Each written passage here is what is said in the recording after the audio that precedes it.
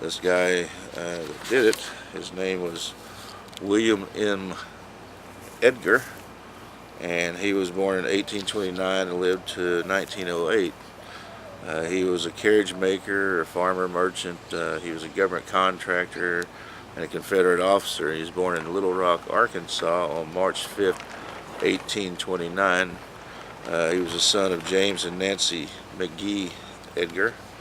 His father was a United States Army officer, and Edgar spent most of his life or youth when he was young on various military posts in Florida, Missouri, and then there in Arkansas.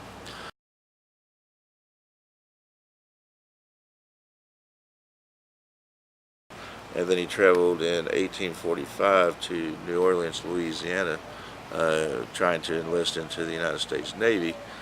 He was rejected because they weren't appointing anyone or needed anybody at that time.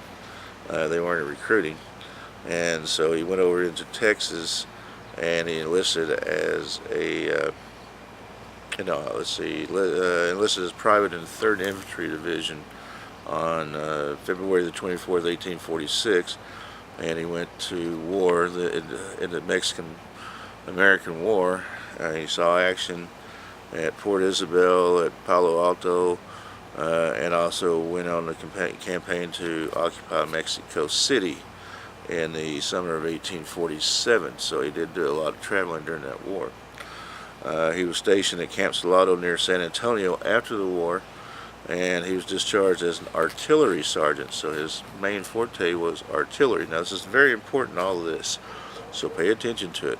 It's very important to later on with the twin sisters cannons. We will show a definite tie-in between Mr. Mitchell and the twin sisters cannons. And the Knights of the Golden Circle. Now he settled in San Antonio. He married a woman from San Antonio, and between 1850 and 1855 he worked as basically a farmer and a merchant, and then the U.S. Army Ordnance Department. He worked for the U.S. Army Ordnance Department, which was pyrotechnics, cannons, yay. In 1952 he married Mary Frances Smith, and there might be a tie-in there also, but I'm not going to go into that right now. She was from San Antonio. They had 3 daughters and 2 sons. And he was elected as city marshal from San Antonio in 1856. And from 1857 to 1860, he was employed as a storekeeper for the U.S. Army Quartermaster's Department. Around this time, he became a leader of the San Antonio members, our chapter, our castle. We'll go back to that video. Castle. See them old buildings there? Old castle looking. Pretty cool.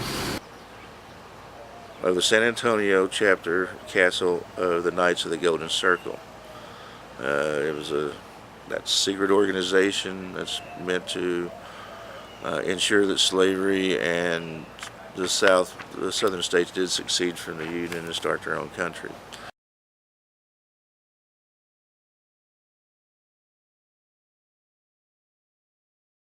As the succession controversy intensified into the 1860s, Edgar began assembling a militia group and an arsenal.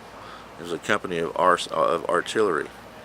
When the hostilities were imminent in February of 1861, he was ordered by the Texas state government to seize the federal arsenal and quartermaster department of the Alamo, of which he was working for as a storekeeper located at the Alamo.